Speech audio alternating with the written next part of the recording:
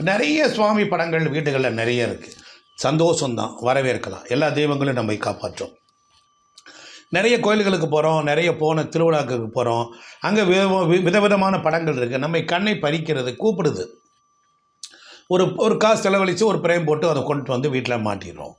ஆனால் வீட்டில் இதைத்தான் வைக்கணும், இதை வைக்கக்கூடாது அப்படின்னு சொல்கிறதுக்குன்னு சில விஷயம் இருக்குல்ல. அப்போ வீட்டில் எப்படி படங்கள்லாம் இருக்கணும்? சாந்தமான படங்களாக இருக்கணும்.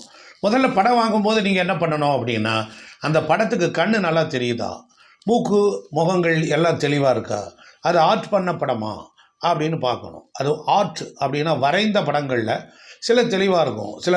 சில படங்களில் 4 விரலை போட்டு ஒரு படம் அனுப்பிட்டார். அதில் பார்த்தோம்னா அந்த படம் வச்சவங்க எல்லோரும் கஷ்டப்பட்டுட்டாங்க.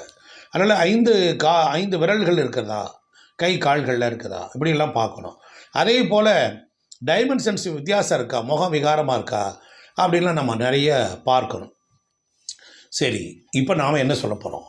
இப்போ சுவாமி படங்கள் இருக்குது அப்படின்னா அந்த படங்களை, கர்ப்ப கிரகத்தில் உள்ள படங்களை வீட்டில் மாட்டக்கூடாது. ஏதோ ஒரு கோயில், நம்ம குலதெய்வம் கோயில் இல்லை, ஒரு கர்ப்ப கிரகம் படம் அது இருக்கக்கூடாது. இப்போ உதாரணம் சதுரகிரி மலை, அந்த மலையில் இருக்கக்கூடிய சாய்ந்த லிங்கம் இருக்கும், அதை நேர ஃபோட்டோகிராஃப் எடுத்து மாட்டக்கூடாது. வெள்ளியங்கிரி படம் கர்ப்ப கிரகத்தோடு இருக்குதா, அந்த மாதிரி படங்களை மாட்டக்கூடாது. அப்போ என்ன செய்யும்? அவைகள் மூலியமாக நமக்கு கஷ்டம் கொடுக்கும். ஏன் கொடுக்குது அப்படின்னா, அதுக்கு செய்ய வேண்டிய கடமைகள் பணிவிடைகளை நம்ம முறையாக செய்யணும். மந்திரம் சொல்லி மணி அடித்து பூஜை பண்ணி நைவேத்தியம் பண்ணணும். தூபம், தீபம், ஆராதனை, உபச்சாரங்கள், இன்னும் எக்ஸட்ரா எவ்வளவோ இருக்குது. இதெல்லாம் நம்ம செய்ய முடியுமா? கடைபிடிக்க முடியாது. அதனால் நாம் வீடுகளில் இறைவனுடைய உருவத்தை வரைந்த படங்களை வச்சுக்கிறோம். சரி, கொடூரமான பார்வை கொண்ட சுவாமி படங்களை வீட்டில் வைத்து கொள்ளக்கூடாது. ரொம்ப உக்கிரமான தெய்வங்களையெல்லாம் நாம் வச்சு கொள்ளக்கூடாது. அதே மாதிரி வீட்டில் உக்கிரமான தெய்வங்களை மாட்டக்கூடாது. கொடூரமான காளி நாக்கு தொங்க போட்டிருக்கிறது, அதுக்கு விளக்கம் எல்லாம் தெரிஞ்சிருந்து வச்சுக்கலாம். நமக்கு நிறைய பேர் அடுத்தவங்க வந்து சொல்லும், இந்த படத்தெல்லாம் வீட்டில் வைக்கக்கூடாதும்பாங்க.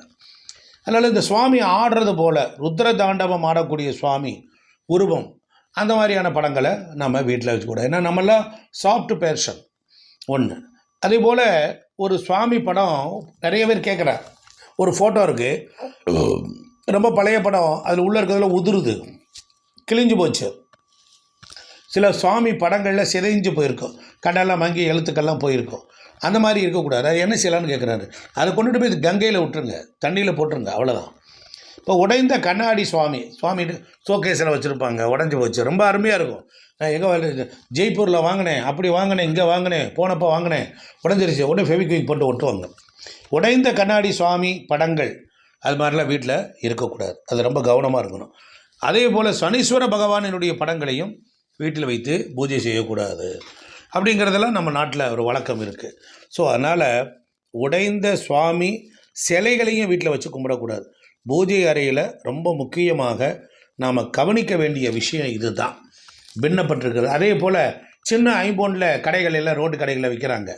அப்போ என்னன்னா வரிசையாக இப்போ நந்தி, சின்ன சிவலிங்கம் வைப்பாங்க. அதெல்லாம் ஏதோ ஒரு மெட்டலில் போட்டு உருக்கி ஊற்றி விடுறது. அதை அப்படியே கொண்டு வந்து வச்சு கும்பிடக்கூடாது, அதை சுத்தப்படுத்தணும். அதனால தான் ஆச்சாரியார்களை கூட்டிகிட்டு போய் தான் சுவாமி சிலைகள் வாங்கணும். கண், காது, மூக்கு எல்லாமே சரியாக இருக்கா, டைமென்ஷன் சரியாக இருக்கா, அது உண்மையான லட்சுமியாக இருக்கா, இல்லை மூஞ்சி விகாரமாக இருக்கா, அது எந்த வடிவத்தில் இருக்கோ அதை சிம்பத்தியை உருவாக்கும்.